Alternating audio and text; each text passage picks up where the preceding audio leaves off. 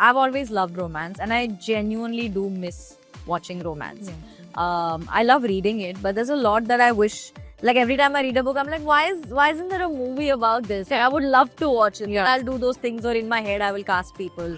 For me, writing a book for the first time was such a daunting task. I have held on to whatever the lowest hanging fruits were. I don't think Vishank and I we've ever had a conversation where we sat down and put timelines in. Um, I knew he was going to propose when he proposed because somehow we had both emotional. The only thing I wish wouldn't have gone out was that dance. But now you say that you It's a trend. Yeah, it's a trend already. So it's fine. We act a little hyper when we are not comfortable. Yeah. And I've been in numerous situations like that where your mind and your body are very clearly telling you that it's not fitting well, this is not right, something's off.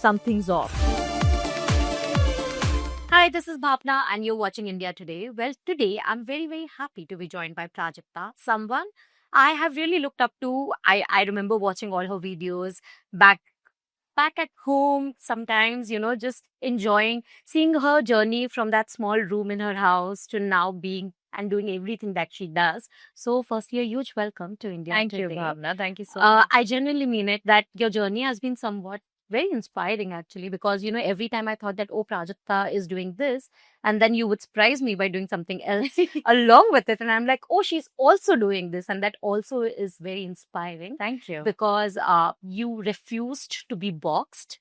Is that, or was that always the notion that I don't want to let anyone else and myself box my creativity and my energy? It wasn't so external.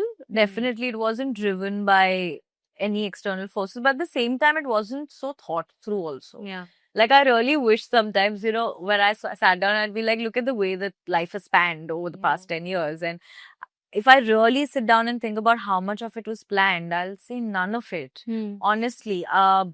Especially because when I did start making content and putting myself out there, I didn't know what I was doing, or I didn't know where it was going. I didn't even expect all these doors to open up for creators like me. I didn't think that these opportunities would ever come. I think the only thing that was planned after the first couple of things was that anytime anything new came, I gave it a try.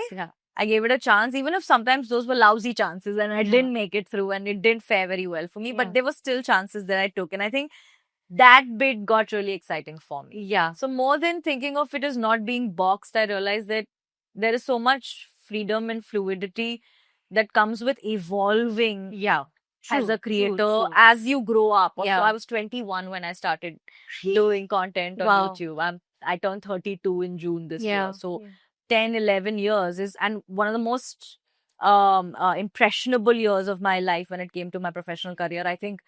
So everything came together in a way where I started having fun with कि चलो करके देखते हैं क्या ही हो जाएगा. हाँ, वही करके देखते हैं क्या ही हो जाएगा सोच के you decided to write and then convert that into an audible book as well. Everything has been that only.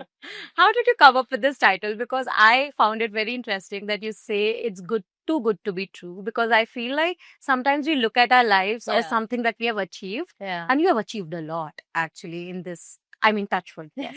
But sometimes you look back at everything and there are moments where you're just like, oh my God, is this real? Or is it just too good to be true? Yeah. Was that some of the thoughts that came to you when you decided to title it this? I remember, so this was an idea I had for a show that I wanted to write, a 6 or an 8-part series that I wanted to write. Because this was during the lockdown. So we had a lot of extra time. And I knew that as much as I enjoy my YouTube weekly sketches, I want to do long form content. I want to do episodic, and I want to collaborate on it. So I want to go beyond my organic audience or my organic circle and kind of reach out to publish production houses and OTT platforms and banners and tell them that, hey, here's a story I've written. Would you want to collaborate with this me? Was before you even thought of acting? This was no. Or around the time when you shooting season 1. Okay. This was 2021. Right. Yeah. So at that time, this was where the idea came from. Now, I've always loved romance, and I genuinely do miss watching romance. I love reading it, but there's a lot that I wish. Like every time I read a book, I'm like, why isn't there a movie about this? Like I would love to watch it. Then Yeah. I'll do those things, or in my head I will cast people, and I'll be like, oh, this one would be great, and this one, that one. So the idea came to me saying, what if a very regular person ends up meeting a textbook romance book hero? That was the basic idea that happened. And when you think about, if you read enough romances, which are mostly written by women for women, you will come to, mostly for women, you will come to realize that about 95% of the male main characters in the cutesy romances that I read are too real to be believable. I wrote an article on that. Yeah, right? So you know what I'm talking about. Yeah. They are too perfect. Yeah. So I was like, if I was ever met with a guy, I would have so many issues with believing him. You know, I would constantly wait for him. Like, I wouldn't be surprised if he was an ass. I would be relieved. Yeah, true. Yeah, chal dikha diye isne rang apne. So, ab dikha diya. So now maybe the relationship can start, because now I feel like I know everything. Yeah. I was like, but what if this guy is not problematic? Yeah. You know, what if the aspiration of it all is where I got very excited with this. So that's how this idea. So I wanted this to be a show. But I said, I love this and I love how simple it is. So let me see if I can do something by myself. क्योंकि जब आप लिख रहे होते तो शुरुआत में ऐसा होता है ना कि आप एक पिच डॉक्यूमेंट बनाते हो, एक पहला एपिसोड लिखते हो, कैरेक्टर स्केचेस बनाते हो, and then that's the Bible that you go to all the production houses with, or your director, whoever you want to go to with. तो मैं कहा, मैं इसके बना के देखती हूँ बाइबल क्या होता है. But I've never written an episode before. I haven't studied screenplay writing, dialogue, none of that. So I started writing excerpts, like I would tell the story to someone. And then I was like, okay, maybe they could have VOs. So maybe Avni could tell one part of the story, and then Aman could tell another. So bante na 8-9 excerpts ke baad, the team was like, this looks a lot like chapters. Yeah. So that's how it came about. I said, okay, let me try this then. And then how did that idea and the book got published? I know that a lot of people, and there was so much support that you got. Then how did that kind of translate into Audible? I always wanted to do an audiobook. Okay. Even while I was writing it, I knew there has to be an audiobook, because as a fan of romance fiction, I constantly keep going to audiobooks when it comes to romance, because romance comes with a lot, right? Yeah. It's very high on every emotion. Yeah, true. It's extreme. It's extreme. It's very, very emotive. Yeah. So I would actually read a book and then listen to the book again to see how else it can be perceived. Wow. So a lot of the books that I've read, I've actually gone back and heard them again on Audible. So I always knew that this is something. I also know people who will never read books and only listen to audiobooks. That is true. Because then when they're driving, when they're working, or doing things, it's easy. It's easier. It's more accessible. It's more immersive in a way. And what I love about audiobooks is that you can choose the speed that you're listening to it. That is so true. Now we can do that with videos as well. Which you can. So I always watch everything on 1.5x. I always listen to everything on 1.5x, because I was like, I have 3 hours. I need to enjoy as much as I can. So that is, again, that's a personal thing. But I always knew it had to have an audiobook. But I'm so glad. And you know, when I'm talking to you is when I'm actually understanding that maybe, because I have never really experienced an audiobook. Oh, you must. So I'm almost tempted to, so maybe I will now, because just give it 10 chapters. How about that? I'm not even asking you to listen to the whole book. Yeah. Agar 10 mein maza nahi aaya to chhod dena. No, I mean, it makes sense that entire just try it. But you know, from whatever I've seen of you, known of you through social media or otherwise also, you have been someone who has been vocal about the fact that you love romances. You like being a part of it. You like writing now about it. And now there's an audiobook as well.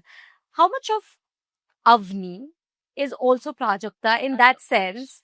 Or has your idea of love, because it changes. Yeah. Today it could be something else. 10 days later it could be anything. 100%. You know, has that changed over the years? While writing also, did you find some places where you were like, okay, maybe this was Prajakta 5 years back, but today I can't relate to this? That's a lovely question. So the first part, 100%. And I spoke about this. For me, writing a book for the first time was such a daunting task. I have held on to whatever the lowest hanging fruits for me were. The trope, very, very simple. The characters, very simple. One of the most valuable feedbacks I've gotten is, Prajakta, it's great, but we would have loved more detail. Now, I know I'll work on that before. Yeah. I have done the best that I could at that point, whatever was available in Absolutely. Yes. my realm of imagination when it came to writing. So definitely, I was leaning on me as a person a lot when it came to Avni because it was the easiest thing for me to do. Yeah. It was easier for me to think as Avni. It was easier for me to react as her. It was easier for me to give her a personality. I wouldn't say all of it is me. Some things are new and some things are different. Yeah. But I wouldn't think twice as much as she did when it came to the possibility of a relationship. Yeah. I would go head on first. Like, really? I would just dive into it. I would be like, dekha jayega jo bhi hai. She is very, very guarded. So that was very different. What I did learn from her, I mean, a lot I related, obviously. But what I did learn from her was, and it's so crazy because I didn't realize that it had affected me for much after the book was out as well. The one thing that I loved about Avni and the way that her kind of arc goes through is that she, on her way to this relationship, realizes how she likes to be loved. Yeah. And she realizes that until she does that to herself, she cannot expect Aman to know how to love her right. True. And that kind of comes together in the last episode, in the last chapter. Yeah. And that's what I realized about myself also, because there were a lot of things that I was conflicting with internally, with sides of me that I wasn't very happy about, or I was prejudiced about, or I kept telling myself कि ऐसे थोड़ी होता है, ये गलत है, ये सही है. And I carried a lot of shame about a lot of things. Again, different. Yeah. But I realized how I want to be loved, and I realized how I can get joy and what makes me happy when I started doing that for myself. And that kind of solved a lot of things in my relationships as well. Yeah. It makes sense. You're absolutely right. You know, one needs to, I think, and it's a journey. Yeah. You don't really know how you want to be loved until you actually have that. Yeah. It's then you realize. Or you know how to do it to yourself. Like, you can't expect people to show up for you if you don't show up for yourself. That's such a beautiful thing to say. It's true. Tell me then, I mean, how do you want to be loved? Do you want, I mean, you said now you have a broader aspect and you know how it is. Is that if there's one thing which you know is a given when it comes to just, and love, not necessarily with your husband. Not just romantic, familiar, platonic, all of it. What is that one thing for you?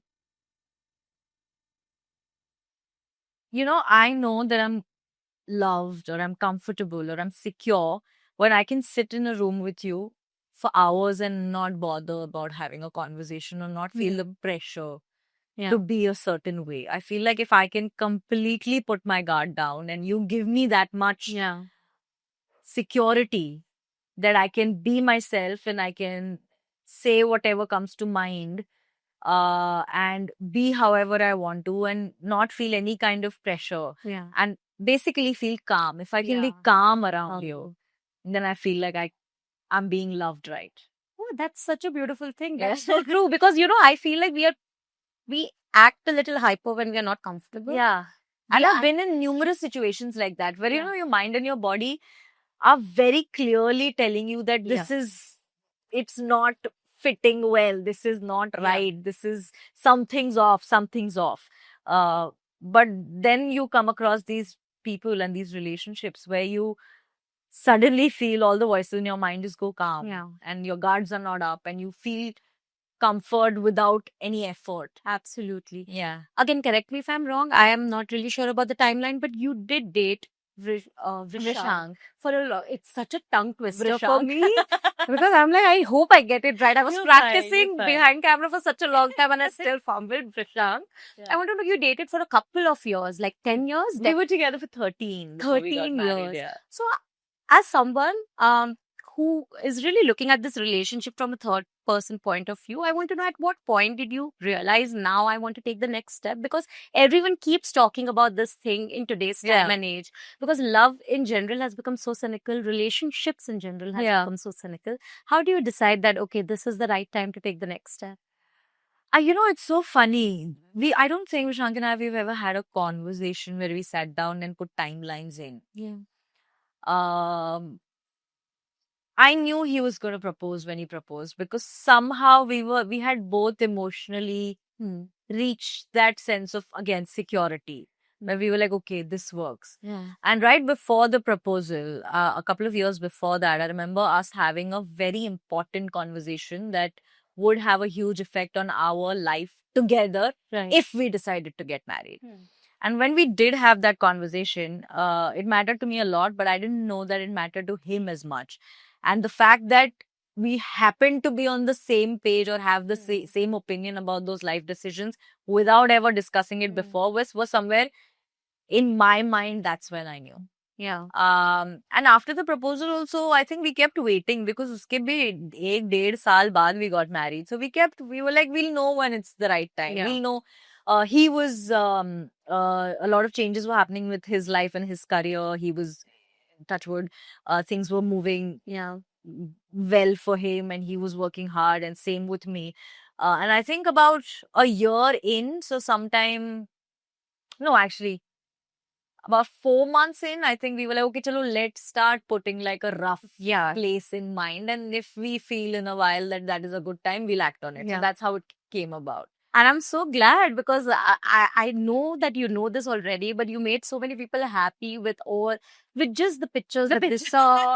And I think people love celebrating love because I mean that's the most genuine thing to do eventually. But has he gotten settled in with all the sort of limelight that has come on him now? Because I feel like there is a lot. There is a shift there, right? Yeah, but also it was never he was never not known to people who follow me. That's true. Like it was never we don't know who this boy that is true. That is true. So he kind of was prepared for it all. He knew that acha chalo, it's going to happen. Also, I think we've spent enough time for him to reach a point where he's like, okay, I'm ready for this. Yeah. I know what's coming and I know I didn't sign up for it, but I see that it comes with you. Yeah. So it's okay. So if I want Prajakta, it kind of comes as a bonus.